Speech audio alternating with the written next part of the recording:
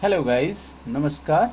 मैं डॉक्टर अंजनी कुमार सिन्हा आप लोगों का आज इस पॉलिटिकल मंत्रा के मंच पे स्वागत करता हूं और इस क्विज संख्या 25 जो हॉब्स से संबंधित है उसकी क्वेश्चंस को सॉल्व करने का यहाँ पर प्रयास कर रहा हूँ। ठीक है, तो देखिए पहला प्रश्न जो है आज इसके अंतर्गत शामिल किया गया था वह था लेवियाथन को अंग्रेजी साहित्य की सर्वश्रेष्ठ रचना कौन मानता है। तो यह ऑक्सफोर्ड मानते हैं और ऑक्सफोर्ड जो है इस संबंध में बातें लेवियाथन को जो है सबसे अच्छी अंग्रेजी की पुस्तक मानते हैं। ठीक है, उसके बाद दूसरा जो प्रश्न था हॉब्स के संबंध में गलत कथन की पहचान करना था। तो देखिए यहाँ पर उनका जन्म हम लोग जानते हैं कि माल्सबेरी में हुआ था और दूसरा जो बी ऑप्शन जो है इसके जन्म के समय स्पेन की वायुसेना ने इंग्लैंड पर आक्रमण कर दिया था। यहाँ पर इंग्लैंड पर आक्रमण तो स्पेन किया था लेकिन वायुसेना ने नहीं, जल सेना ने किया था। तो यहाँ पर यह जो बी ऑप्शन जो है वह गलत है। ठीक है, अब तीसरे प्रश्न की ओर बढ़ते हैं और देखते हैं कि तीसरा प्रश्न क्या कहता था। इसमें भी वही है, सही कथन का चुनाव करना है।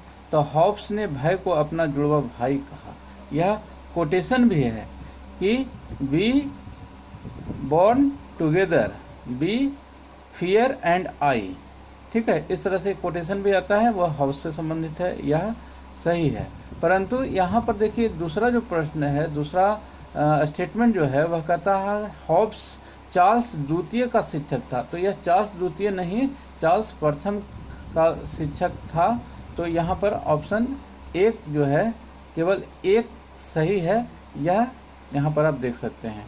ठीक है, उस पर कर चौथा जो प्रश्न था वह अभिकथन और कारण के रूप में आया था और उसके अंतर्गत यह एसर्शन जो है कहता है कि व्यक्ति के आत्म संरक्षण के लिए निरंकुश शक्तिशाली राजा का समर्थन किया है। हॉब्स ऐसा किया है। तो हाँ, यह बिल्कुल सही है।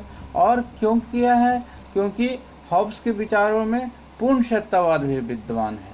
तो ठीक तो है, यह हॉब्स के विचारों में पूर्ण सत्तावाद है, इसी कारण तो वह निरंकुश शक्तिशाली सत्ता का समर्थन करता है। तो यहाँ पर एसर्शन और रीजन दोनों सही भी हैं और सही व्याख्या भी है। ठीक है, अब पांचवें प्रश्न की तरफ बढ़ते हैं। पांचवें प्रश्न कहता है कि ज्ञान का अंत शक्ति है। ज्ञान जब अंत हो जाता है तो वह शक्ति के रूप में बदल जाता है, ऐसा कौन कहता है? तो देखिए यहाँ पर इनमें से कोई ऑप्शन नहीं है, यह हॉब्स कहते हैं। ठीक है, अब देखिए छठा प्रश्न है, वह कहता है कि हॉब्स के संबंध में सही कथन की पहचान करना है। डी कॉर्पोरे की रचना जो है 1655 में हुई थी, बिल्कुल सही बात है। और राजनीति विज्ञान का अध्ययन ज्यामिति, भौतिकी और मनोविज्ञान से सहायता से किया है। हॉब्स जो है राजनीति विज्ञान का अध्ययन करने में यह इसकी सहायता लेता है। ठीक है, तो यह दोनों जो है वह सही है। अब सातवें प्रश्न की तरफ बढ़ते हैं। वह देखिए क्या कहता है कि गलत कथन का पहचान करना है। और पहला कथन क्या है कि हॉब्स का यांत्रिक भौतिकवाद मार्क्स के द्वंद्वात्मक भौतिकवाद के समान है। नहीं, मार्क्स के द्वंद्वात्मक भौतिकवाद के समान नहीं है, बल्कि यह विपरीत है। ठीक है, तो यह पहला गलत है। अब देखते हैं दूसरा सही है या गलत है। दोनों के अनुसार भौतिक अणु स्वतः गतिशील होते हैं। हाँ, तो यह सही है। तो गलत यहाँ पर चुनना है, तो ऑप्शन ए जो है वह सही हो जाएगा। अब देखिए आठवें प्रश्न में जो है मिलान करना है। आइए देखते हैं कि मिलान कैसे कैसे करना है।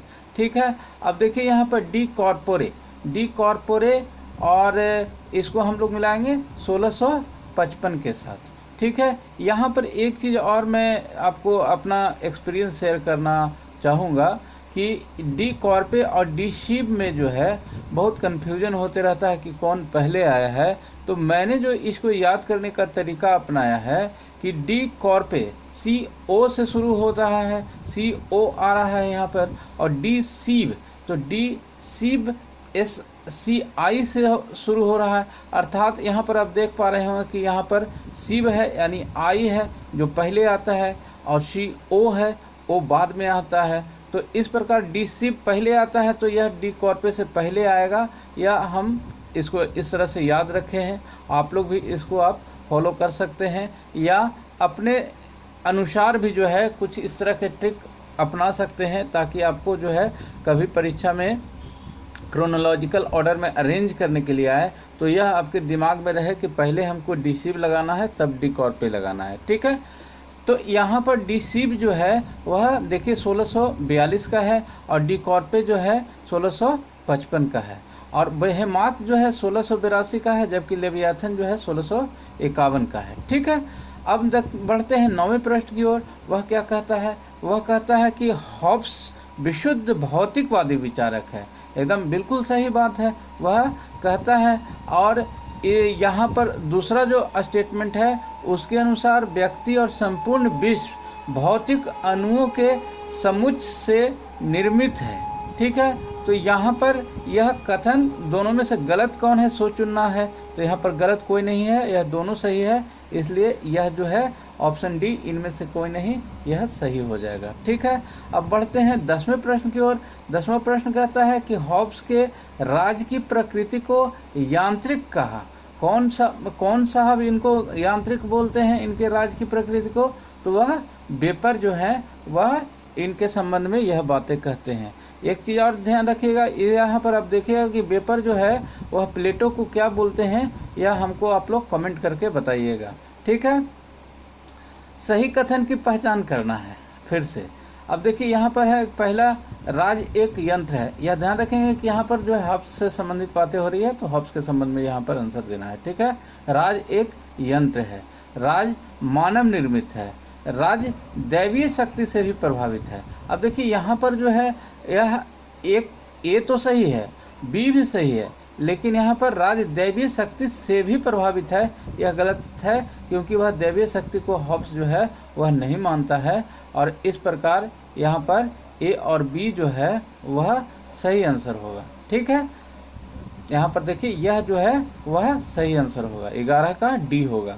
ठीक है, 12वां प्रश्न की तरफ चलते हैं। 12वां प्रश्न कहता है कि निम्नलिखित में से राज्य कौन से जो है विद्वान जो है राज को यंत्र नहीं मानते हैं। तो यहाँ पर हॉब्स है, लॉक है, बेंथम है, मिल है।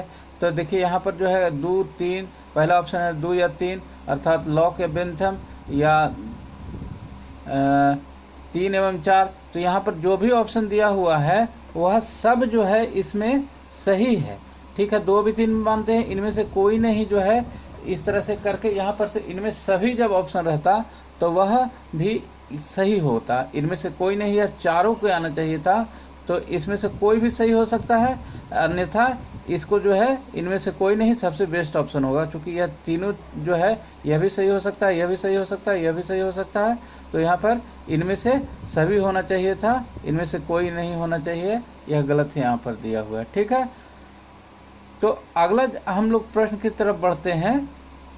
प्रश्न संख्या 13 यह कहता है कि हॉब्स के अनुसार व्यक्ति के स्वभाव के संबंध में गलत कथन की पहचान करना है। तो कथन क्या है? व्यक्ति यश एवं शक्ति प्राप्त करना चाहता है। बिल्कुल, आज भी यह व्यक्ति की जो है इच्छा होती है कि वह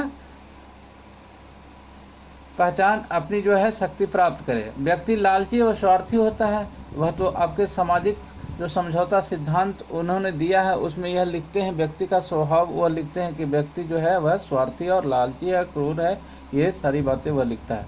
तो गलत कथन यहाँ पर कौन सा है? उसकी इच्छाएं सीमित है, यह चीज़ें जो है गलत है, क्योंकि उसकी इच्छाएं सीमित नहीं बल्कि उनकी सीमाएं जो है, उनकी इच्छाएं जो है वह अनंत है। तो यहाँ पर 13 का जो है डी सही होगा। ठीक है, अब 14वां प्रश्न की तरफ बढ़ते हैं। 14वां प्रश्न कहता है कि व्यक्तिवादी विचारधारा का जन्म आधुनिक युग में हुआ।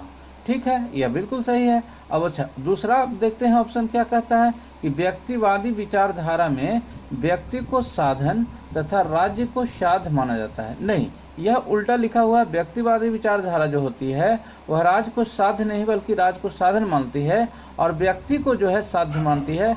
इसके अनुसार व्यक्ति ही सारा कुछ है, और व्यक्ति की खुशी और उसके सहूलियत के लिए राज्य का जो है निर्माण हुआ है। इस प्रकार यहाँ पर एक सही है, और ऑप्शन यह दो जो था यह गलत था। ठीक है। अब 15वें प्रश्न की तरफ कहता है कि कौन कहता है कि यदि राज्य व्यक्ति आत्म संरक्षण में असफल हो जाए तो राज्य के विरुद्ध क्रांति की जा सकती है, ऐसा हॉब्स कहते हैं। ठीक है। अब अगला जो है क्वेश्चन है a dialogue on civil wars. A dialogue on civil wars किसने लिखी? तो ये हॉब्स ने लिखी है। ठीक है। उसके बाद 17वें प्रश्न की तरफ बढ़ते हैं। कहता है philosophical rudiments concerning government and society, जो 1642 में लिखी गई थी। यह पुस्तक भी जो है वह हॉब्स की है, यह आप लोग याद रखेंगे। ठीक है। अब देखिए यहाँ पर कुछ विद्वानों के नाम दिए हुए हैं, उनको संबंध में जो है क्रम उनको सजाना है कि वह पहले कौन आए हैं बाद में कौन आए हैं। तो देखिए यहाँ पर बोंदा जो है वह संप्रभुता से संबंधित है। हॉब्स तो आज हम लोग इसी पर क्यूज कर रहे हैं। और मॉन्टेस्क्यू जो थे वह इंग्लैंड के थे और आधुनिक राजनीतिक सिद्धांत के जो प्रतिपादक रहे हैं उनमें से यह एक रहते हैं। ठीक है। बर्क जो है वह बर्क किससे जुड़े हुए हैं? वह कंजर्वेटिव थिंकर हैं। तो इन सबों का जो है क्रम सजाना है। तो देखिए यहाँ पर जो क्रम दिया गया है वह सब जो है एक जिस प्रकार लिखा हुआ है वही क्रम इनका सही है, अर्थात पहले बोंदा आए, फिर हॉब्स आए, फिर मॉन्टेस्क्यू आए और देन लास्ट में जो है बर्क आते हैं। ठीक है। देखिए यहाँ पर 1 2 3 4 कर करके ऑप्शन डी सही है। ठीक है। अब चलते हैं हम लोग देखते हैं 19वें प्रश्न की ओर। वह क्या कहता है? यह कहता है कि समाज के संबंध में हॉब्स के विचार के अनुसार सही कथन क्या है? समाज के संबंध में जो है हॉब्स क्या कहता है? तो देखिए कहता है समाज को कृत्रिम राज की भांति मानता है वह। ठीक है। यह बिल्कुल सही बात है। समाज को क्या मानता है? आणविक प्रकृति भी मानता है वह। ठीक है। यह भी सही है। समाज व्यक्तियों का समूह है जो समाज में प्रत्येक व्यक्ति अणु की भांति स्वतंत्र है। यहाँ पर तीनों जो स्टेटमेंट है उनका वह समाज के संबंध में सही है। तो यहाँ पर ऑप्शन डी जो है वह करेक्ट आंसर हो जाएगा। ठीक है। उसी प्रकार 20वें प्रश्न की तरफ बढ़ते हैं और यह देखते हैं कि इसमें क्या कहा गया है। प्राकृतिक अवस्था के संबंध में गलत कथन की पहचान करना है। अब देखिए यहाँ पर सामाजिक समझौते के बाद की अवस्था जो है प्राकृतिक अवस्था थी। तो देखिए यह क्या लगता है आपको? यह सही है? यह बिल्कुल गलत है। प्राकृतिक अवस्था के बाद की नहीं, प्राकृतिक अवस्था के पूर्व की अवस्था जो है प्राकृतिक अवस्था थी। सामाजिक समझौता के पूर्व की अवस्था जो थी वह प्राकृतिक अवस्था थी। ठीक है। इस प्रकार बी ऑप्शन क्या कहता है? इस समय समाज राज संपत्ति व सभ्यता का अभाव नहीं था। साहब वहाँ पर अभाव ही अभाव था। लोग एक दूसरे के जान माल की जो है क्षति पहुँचाने से वह नहीं चूकते थे, इस तरह की वहाँ पर व्यवस्था थी। तो यह वहाँ पर अभाव था। ठीक है। यह भी गलत है। व्यक्ति को शक्ति का अधिकार प्राप्त नहीं था, यह भी गलत है। वहाँ तो शक्ति का अधिकार था, जो जीता वह सिकंदर, जिसको मौका मिला वह उसको मार देता था। तो इस प्रकार जो है हर लोग जो है सशंकित रह करते थे और इसके अनुसार इसमें जो है सभी जो है वह गलत कथन है। ठीक है। अब चलते हैं हॉब्स ने जो है यह देखिए 19 प्रकार की प्राकृतिक विधि का जो है वह वर्णन करता है। यह फैक्चुअल चीज़ है जो आपको याद रखना होगा। ठीक है। अब 22वें प्रश्न की तरफ देखते हैं। फिर से यहाँ पर जो है सही कथन नहीं है, इस चीज़ को आपको देखना है। सही कथन नहीं है अर्थात गलत कथन की चुनाव करना है। तो देखिए यह क्या कहता है? प्रत्येक व्यक्ति को शांति स्थापित करने का प्रयत्न करना चाहिए। हॉब्स ऐसा कहता है? हाँ, करना चाहिए। और उसके बाद कहता है कि व्यक्तियों को अधिकारों का परित्याग करने को तैयार रहना चाहिए। तो हाँ, जो समझौता हुआ था उसमें अपने अधिकार को त्याग करके ही तो आपका सारी व्यवस्था की तैयारी की गई थी। तो यह दोनों सही है, तो गलत तो इसमें कोई नहीं हुआ। तो यहाँ पर यह ऑप्शन डी जो है वह सही हो जाएगा। 23वें प्रश्न की तरफ बढ़ते हैं। वह क्या कहता है कि मैं अपने ऊपर शासन का अधिकार इस व्यक्ति या व्यक्ति को समूह को सौंप रहा हूँ, लेकिन शर्त यह है कि आप भी अपनी शक्तियाँ इसे सौंप दें। यह कौन कहता है? तो लॉक, रूसो, हॉब्स, इनमें से कोई नहीं, यह हॉब्स कहते हैं। ऐसी बात उनके समझौता में जो है वह शासक जो है वह शामिल नहीं होता है, बल्कि सभी लोग जो है वह समझौता करते हैं और राजा को जो है वह सारी शक्ति सौंपते हैं। जिस व्यक्ति में विश्वास होता है उसको वह राजा की भांति अपने सारे अधिकार उनको देते हैं कि आप हम पर शासन करिए। ठीक है। अब 24वां प्रश्न जो है वह क्या कहता है, सो सुन लीजिए कि हॉब्स के सामाजिक समझौते के विचार में सहमति का सिद्धांत निहित है। यह विचार किसका है, तो यह विचार हैकर महोदय ने दिया है। यह देखिए, यह यहाँ पर लिखा हुआ है, यहाँ पर आपको कलर करके भी दिखाया गया है कि यह जो है हैकर महोदय के हैं। ऑक्सफोर्ड कंजर्वेटिव हैं और रूसो जो है उन सामाजिक समझौता सिद्धांत से हैं। और बेपर जो है, मैं पहले भी पूछा था आपसे कि बेपर ने प्लेटो के संबंध में क्या कहा है, वह आप कमेंट करके बताइएगा, ठीक है। और 25वां प्रश्न कहता है कि गलत कथन नहीं है। गलत कथन नहीं है अर्थात सही है। सही कौन है, सो देखिए, राज्य या राजा समझौते का परिणाम है, समझौते का भाग नहीं। हाँ जी, ये तो बिल्कुल सही है। अभी जस्ट हम लोग चर्चा किए थे कि राजा जो है वह समझौता में शामिल नहीं होता है, लेकिन समझौते का भाग नहीं है, लेकिन उसके परिणाम स्वरूप वह आता है, ठीक है। और राज्य जो है ठोस विवेक अर्थात रीजन का परिणाम है। लोग सोच समझ करके जो है उसको अपने अधिकार देते हैं, एक शर्त के अनुसार देते हैं कि मैं दे रहा हूं तो आप भी दीजिए, तभी जो है मैं यह चीज़ें दूंगा। तो यहाँ पर दोनों जो है वह सही कथन है, ठीक है। यहाँ पर देखिए कौन जो है संप्रभुता को सभी प्रतिबंधों से मुक्त कर दिया, तो यह हॉब्स जो है वह संप्रभुता के सभी प्रतिबंधों को मुक्त कर देता है, ठीक है। अब यहाँ पर अरस्तु की कुछ यहाँ पर अरस्तु नहीं, यहाँ पर गलती है, लिखा हुआ अरस्तु की जगह पर हॉब्स होगा, ठीक है। आप लोग ध्यान रखेंगे कि यहाँ पर बाई मिस्टेक टाइप करने में गलती रह गई है, यह हॉब्स होगा। तो हॉब्स की प्रथम रचना की पहचान करना है। ऑप्शन हालांकि सही है सारे, यहाँ पर नाम जो है अरस्तु टाइप गलती से छूट गया है, ठीक है। तो यह देखिए, यह dialogue on the civil wars उनकी रचना है। Element of law natural and politic जो है यह इनकी जो है सबसे पहली पुस्तक है। और लेवियाथन 1651 में आया था और यह बेहेमात जो है 1682 ईस्वी में आया था, ठीक है। अब हम लोग 28वें प्रश्न की तरफ बढ़ते हैं। वह क्या कहता है कि क्लेरेंडन हॉब्स के समकालीन विचारक थे जो हॉब्स के समर्थक थे। बिल्कुल यह गलत चीज़ें लिखा हुआ है। हॉब्स के वह समर्थक नहीं थे बल्कि वह हॉब्स के आलोचक थे। और देखिए दूसरा जो कोट है वह यहाँ पर शामिल जो किया गया है, क्लेरेंडर ने लेवियाथन की कई प्रतियां बांटी थी। यह बिल्कुल गलत बात है, उन्हें बांटी नहीं थी बल्कि उन्होंने जलाई थी, ठीक है। तो इसमें से सही कथन कौन नहीं है अर्थात गलत कौन है, तो दोनों जो है वह कथन यहाँ पर गलत है, ठीक है।